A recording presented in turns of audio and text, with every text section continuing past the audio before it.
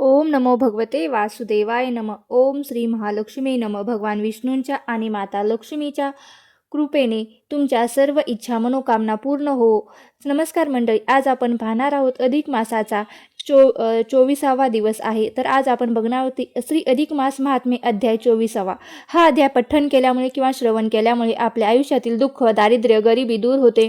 आपल्या घरामध्ये सुख, शांती, समृद्धी येते. त्यामुळे व्हिडिओ स्किप न करता शेवटपर्यंत नक्की ऐका. आणि चॅनलवरती नवीन असाल तर चॅनलला नक्की लाईक करा, शेअर करा आणि चॅनलवरती सबस्क्राईब देखील करून ठेवा. आणि कमेंट बॉक्समध्ये ओम नमो भगवते वासुदेवाय नमः किंवा ओम श्री महालक्ष्मी नमः लिहायला विसरू नका, जेणेकरून आपल्याला देखील भगवान विष्णूंचा आणि माता लक्ष्मीचा आशीर्वाद नक्कीच प्राप्त होईल.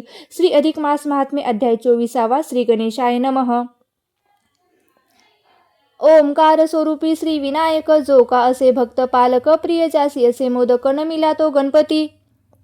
शारदा देवी विद्या देती काव्य प्रतिभा, ती फुलविती कल्पनेचे पंख, देती शब्द पाखरा.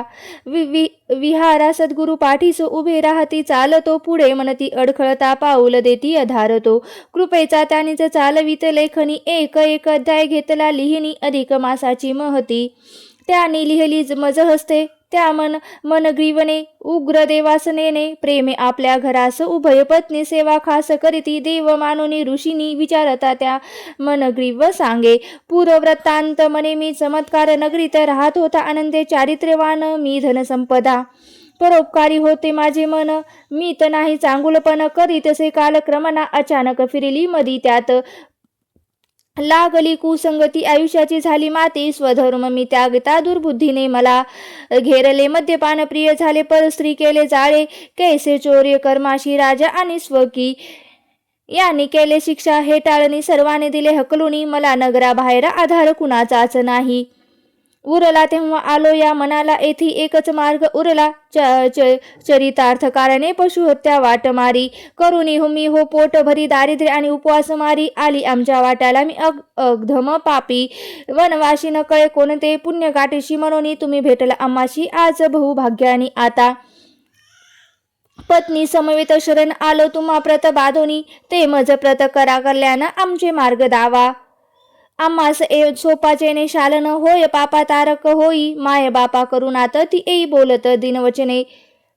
धरिले चरण मन ग्रीविने, भरले लोचन आवासने, पडती अश्रू टपटपा पश्चातापाची अश्रू सरिता.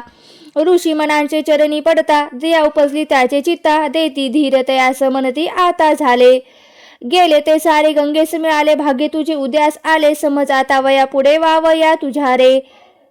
भाग्योदय सांगतो आता एक उपाय, जो जो कासे तन पाय, राम भान जगी आजपासून मास तिसरा. तो आहे अधिकाचा खरा, ती सुसंधी असे पामरा. जोडाव्या हरिकृपा मासामधला उत्तम मास असे. पुरुषोत्तम मास त्याची आराधना सकाम करावी, ती तुम्ही आपले पाप दैन्य हरया, दुःख दारिद्र्य दूर कराया, सुख सौख्याचा लाभ व्हावया. करी सोपे व्रताचरण मनग्रीवाची, बोले पत्नी व्रत कैसे घडीला हातोनी, आम्ही दरिद्री अडा दान धर्म न जाणतो, धनसंपदा नाही आम्हापाशी. घाटी पूजू कोणा कोणी रीती न कळे, ते आम्हा प्रति काय आम्ही करावे, तव ऋषी सांगतो. तयाचे तो तुम्ही करा दीपदान, ते दीपे दारिद्र्य अज्ञान जाते दूर प्रभू कृपेने. दीप अंधाराचा नाश करूनी, पाडतो प्रकाश दीपे, दूर दारिद्र्यास करीती असे जीवांच्या त्या. पुरुषोत्तम महात्म्यास वर्मिले आहे दीपदान, महत्व ते घेऊन ध्यानात उपाय हा करावा. शास्त्रे सांगे कृत दीप उत्तम तेलाचा, तो ठरे मध्यम मन, तो मनी दोन्ही विषम आहे. तुम्ही जरी ते तरी तुम्ही इंगुली तेल घेऊन जरी दीप लावला, तरी भगवंत पावेल वचन. माझे हे जाणा संपूर्ण, या मासभरी दीप लावावा, देवदारी नित्य त्याचे बरोबरीच पावे. हरिनामास न करिता मास भक्षण, तुम्ही का रे उपोषण, सरोवरचे करीते स्नान गंगा स्नान. मानुनी अधिक मासाचे दीप प्रज्वलन आणि दीपदान, हेही महापुण्य मिळून स्वल्प. उपाय हाची असे उग्रदेव मने, मन ग्रीवा दीप महिमा किती सांगा वेदशास्त्र पुराणी. गोडवा असे त्याचा गायला शुभ कर्ण गाणी, तीर्थाष्टने पुण्य जरी पदरी जोडणे त्याहुनी. सुलभ दीपदाने पुण्य पडे पदरात गयेचे, श्राद्धेने वेदभास्य गोमती तिसरा जरी निवास. त्याहुनी महत्व दीपदानास, अधिक मासाच्या यास, कुरुक्षेत्रे दंडकारण्याचा निवास जरी.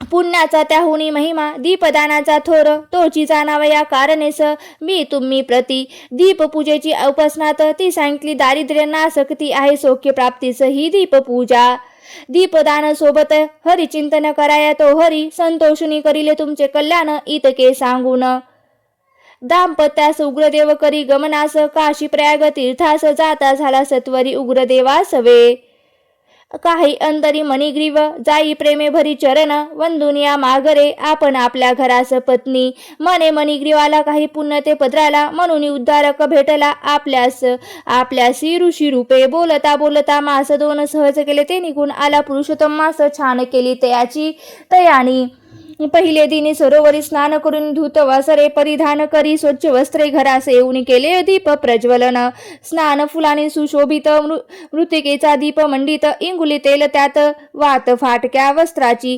दीपग्रही लावला संपूर्ण मासभरी उजळला नित्य हरिनामाची माला जपली त्या दोघांनी उग्रदेवी जैसे ते उपदिशले व्रताचरण कैसे दीपपूजा हरी चिंतने भले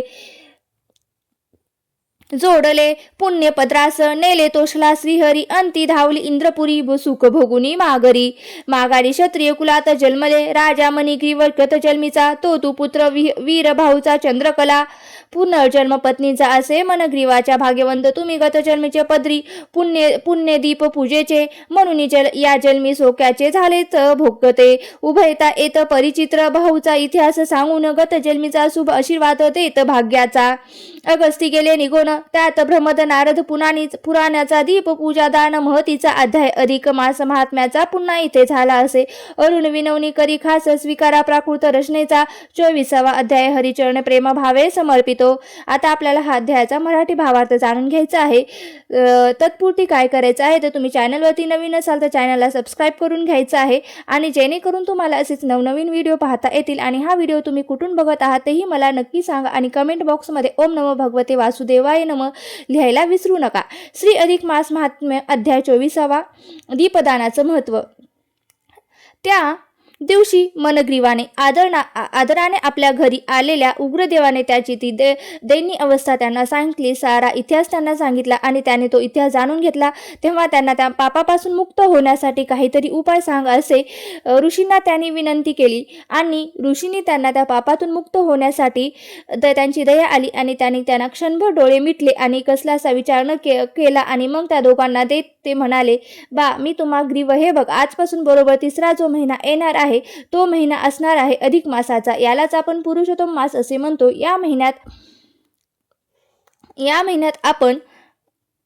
या मासात आपले पाप दाप दुःख दैन दूर होण्यासाठी हा महिना खूप महत्त्वाचा आहे. एक साधा उपाय आहे ते मी तुला सांगतो.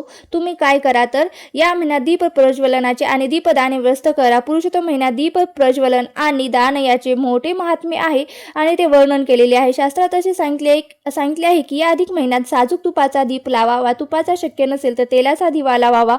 त्याची रोज पूजा करावी. श्रीहरी नाम जप करावा. शेवटच्या दिवशी त्या दिव्याचे पूजन करून तो दीप ब्राह्मणास दान करावा असे सांगून त्यांना आशीर्वाद देऊन ते उग्रदेव प्रयाग क्षेत्राकडे निघून गेले. बोलता बोलता 2 महिने सहज निघून गेले. पुरुषोत्तम मास सुरू झाला होताच त्यांनी त्या दिवशी सकाळी सरोवरी स्नान केले. स्वच्छ कपडे परिधान केले. सर्व साहित्य जवळ घेतले आणि दीपपूजेचे स्थान फुलाने सुशोभित करून त्यावर दीप मांडला. त्यात इंगुलीचे तेल आणि फाटक्या वस्त्राची वात घातले. उग्रदेवाचे स्मरण करून त्यांनी श्रीहरीचे नामस्मरण करत मोठ्या भक्तिभावाने तो दीप लावला. संपूर्ण महिनाभर कायम तेवत ठेवला आणि शेवटच्या दिवशी पूजा करून तो एका मंदिरात समर्पित केला. त्या दोघांचे जे पुण्य वाढले की दोघांनी अंतिस्वर्गीय इंद्रपुरींचा लाभ झाला. तिथे सुख बघून ते पुन्हा भूलोकी क्षत्रिय कुलात जन्मात आले. पुढे त्या ऋषींनी त्या राजास असेही सांगितले की राजा, तो गतजन्मीचा मणिग्रीव तूच आहेस. त्याची बायको ही तुझी गतजन्मातील भाग्यवंत राणी. या प्रकारे राजास त्याचा गतजन्मीचा इतिहास सांगून त्याला शुभ आशीर्वाद देऊन अगस्ती ऋषी तेथून निघून गेले. इथेच त्या ब्रह्मद नारद पुराणेचा दीपपूजा आणि दानाची महती सांगणारा अधिक मास महात्म्याचा 24वा अध्याय पूर्ण होतो. तुम्हाला जर हा अध्याय किंवा कथा आवडली असेल तर नक्की लाईक करा आणि आपल्या मित्रपरिवारासोबत नक्की शेअर करा आणि व्हिडिओ शेवटपर्यंत पाहिल्याबद्दल अगदी तुमची मनापासून खूप खूप आभारी आहे. धन्यवाद.